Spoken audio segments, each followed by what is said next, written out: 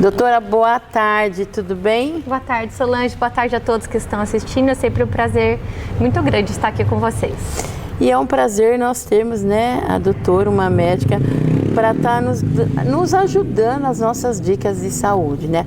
Doutora, hoje eu queria falar um pouquinho assim sobre colesterol, diabetes, obesidade, né? Porque eu acredito que tudo caminha junto, né?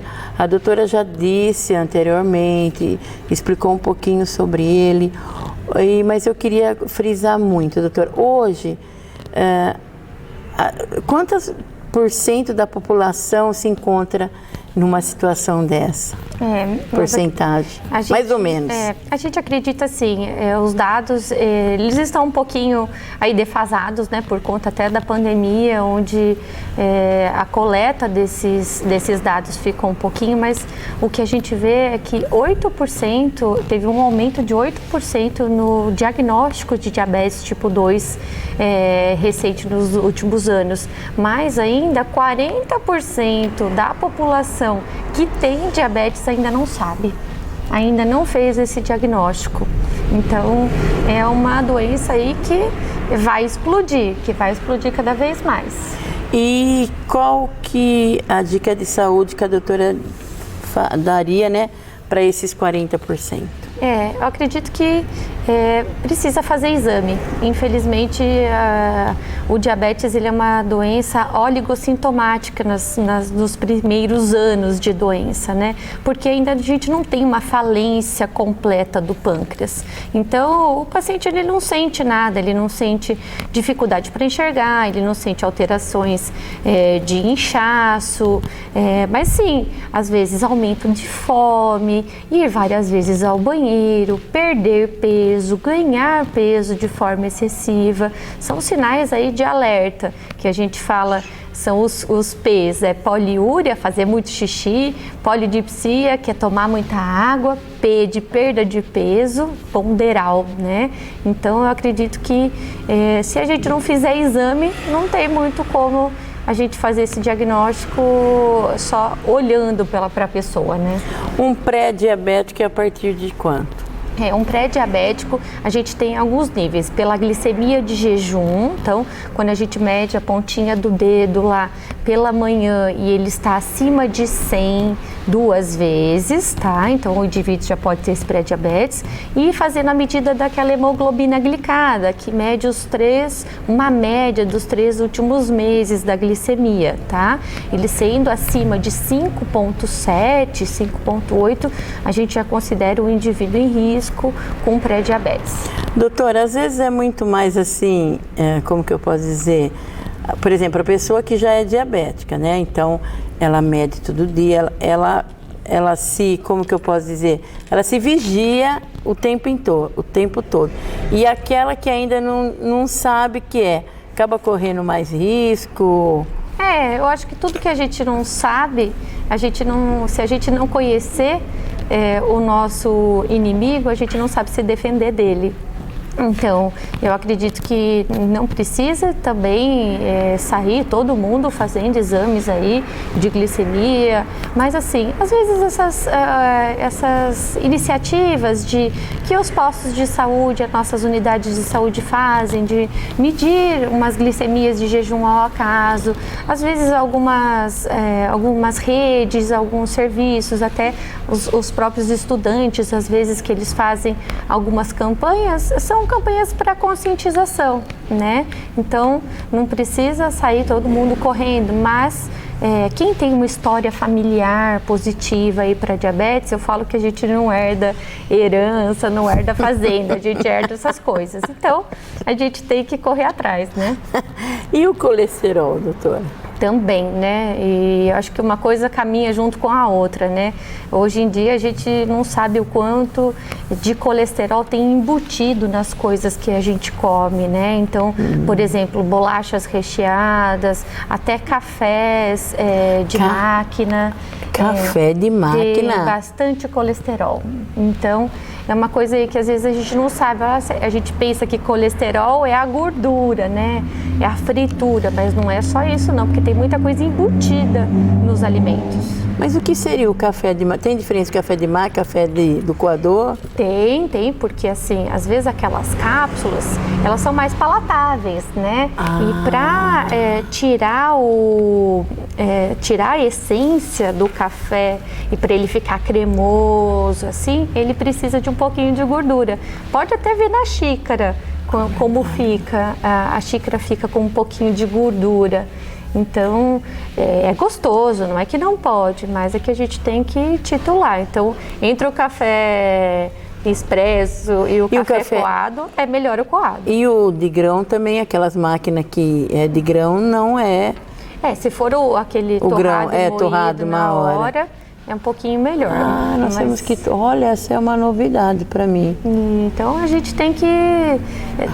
tudo que é gostoso, a gente tem que pensar assim, por que será que é tão palatável isso, né? E existe 2 tipos de colesterol? Existe. A molécula do colesterol é uma gordura, né? E ela vai ser quebrada e a gente tem o colesterol bom e o colesterol ruim. Como assim colesterol bom? Porque assim, o colesterol ele é utilizado para que a gente fabrique os nossos hormônios, né? Então, tem uma fração dessa gordura que é boa, a gente precisa dela, né? Para fabricar as gorduras do nosso corpo, as glândulas precisam, mas tem a fração ruim, que é uma fração que acaba acumulando na parede das nossas artérias, que é o colesterol de baixa densidade, que é o LDL. Então, por isso que muitas vezes as médicas falam assim, o seu colesterol bom está um pouquinho alto. É melhor do que se for o colesterol ruim? Isso, exatamente. Todo mundo precisa de um pouquinho de colesterol. Não sei se a gente se lembra aí, antigamente teve um caso de jogadoras de vôlei que elas eram tão magras, não faziam uso de nada de gordura, que elas paravam de menstruar, entendeu? Porque elas não tinham gordura para fabricar o hormônio. E isso também é perigoso. Isso também é perigoso. Então, eu acho que os extremos são perigosos, né? Ter tudo em excesso, até colesterol bom em excesso faz mal, entendeu? Não protege tanto assim. Gordura no fígado é o colesterol ou não tem nada a ver? É onde a gente armazena a gordura. Ele para nas paredes das nossas artérias, mas onde a gente armazena a gordura, que faz essa conversão, é no fígado. Então, por isso que um triglicérides alto, esse colesterol, se a gente não gasta, ele vai ser armazenado. O nosso corpo, ele é muito sábio, ele vai guardando. E o remédio de colesterol, eu tenho que tomar eternamente ou enquanto ele não estiver bom? Às vezes, se tiver uma mudança de hábitos de vida, se tiver uma mudança na alimentação e os níveis de colesterol baixarem, acredito que dá para a gente pensar numa suspensão aí, né? Estando nos níveis aceitáveis. Mas esse é o grande problema. O problema é que a gente toma um remédio e não muda o estilo de vida. Aí o remédio vai ser contínuo. E essas pessoas que dizem assim, doutora, eu não vou tomar remédio porque o remédio vai me dar sequelas. Doutora, escuta muito isso? Bastante. Eu acho que tudo na vida a gente tem os prós e os contras, né? Então a gente tem que saber aí o que a gente quer, colocar numa balança. Por que eu estou tomando remédio? Estou tomando remédio porque eu quero que os meus níveis de colesterol estejam controlados e que meu risco esteja menor, né? Mas tem gente que fala, não gosto de remédio, o remédio me dá dor no corpo, me dá dor nas pernas. Aí a gente tem que saber trabalhar com o paciente, saber um nível de equilíbrio aí, né?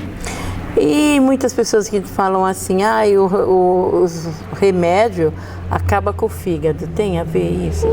Não, o remédio não foi feito para acabar com nada, né? Foi feito para melhorar.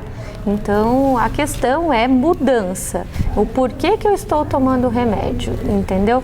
O remédio, ele não faz a função dele sozinho. Eu também preciso ter a minha participação no uso da medicação, né? Eu acho muito importante, porque eu não tenho dificuldade para tomar. Tem pessoas que falam, eu não consigo nem engolir cápsula, tal, né? Eu não tenho essa dificuldade, né? Mas tem pessoas que têm muita dificuldade para isso. Às vezes a gente acaba até manipulando tudo junto, numa mesma cápsula, em formato de pó. Lógico, tem algumas medicações que não dão para ser de forma diferente, porque elas precisam ser absorvidas em algum local específico. Mas a gente tenta aí de todas as formas fazer com que a adesão ao tratamento seja, mas tem hoje em dia tem até, eles fazem em formato de cookies, em formato de chocolate, as medicações para pressão, para colesterol, as vitaminas em formato. Então, hoje em dia tem diversas formas de atingir o paciente, né? Como a doutora disse, hoje em dia, muitos remédios chegando novos, tem muita mudança, doutora? Tem. As tecnologias aí, elas estão avançando, né? O problema é que ainda tudo que é novo, o acesso ele é um pouco mais restrito. Infelizmente, não é uma realidade, ainda mais num país com tanta diversidade que nós temos. Que vai encontrar, né? Nos postos, que vai, né? Encontrar nos postos. Acredito que, assim, com o passar do tempo,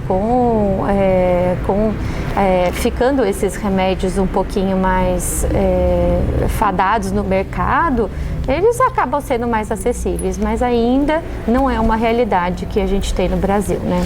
Então, realmente, as pessoas, por exemplo, que estão nos assistindo, que uma doutora disse, não é todo mundo que tem a mesma condição, né? Mas aquelas pessoas que têm, é importante que elas invistam em medicamentos que estão chegando. Com certeza, eu acho que a gente tem que... O melhor remédio é aquele remédio que o paciente toma. Não adianta a gente ter o melhor remédio, o mais caro, que ele vai ser o melhor. Não, o melhor remédio é aquele individualizado e aquele que meu paciente vai conseguir tomar. Não o que o vizinho toma. Não, nem pensar. Muitas pessoas são assim, né, Muitas doutora? Pessoas, olha, toma esse remedinho aqui que para mim ele foi bom. Às vezes, para o outro, ele vai até fazer mal, né? Então, a importância de ele ser prescrito por um médico que conheça aquela e otimize os recursos, né? Porque às vezes a gente tem que também otimizar e ser muito claro com o nosso paciente. O que ele tem condição de ter acesso, né? E otimizar os recursos, às vezes tirar um pouquinho dali, colocar um pouquinho ali, olha, vamos tirar esse, vamos colocar um melhorzinho ali, de acordo com as possibilidades dos pacientes, né? Doutora, antes de terminar, eu queria fazer uma pergunta, né? Sobre diabetes. Eu vejo assim que eu faço parte de um grupo, tudo, e às vezes tem paciente, muitas vezes não chegou o medicamento que é as vacinas, né, que toma, insulina, desculpa, as insulina, e a pessoa pede no grupo, e às vezes ela fica dias sem tomar, isso é muito perigoso. Muito perigoso, para quem já tem uma falência pancreática, ficar sem o uso da insulina pode trazer sérias consequências, né?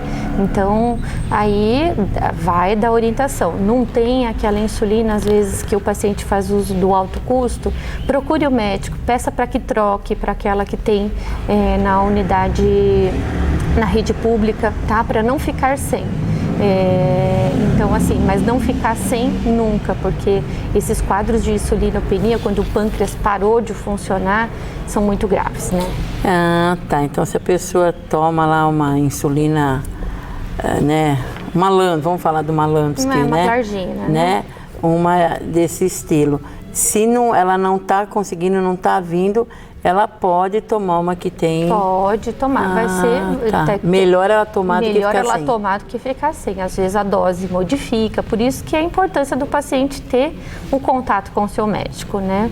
Aquilo que eu falei, o melhor remédio é aquele que o paciente pode tomar. Doutora, muito obrigada pelas dicas, né? Eu falo assim que é muito bom, eu falo assim que eu não estou precisando nem ir no médico, só de assistir o programa Convívio, é claro que tem que ir para fazer os exames, né?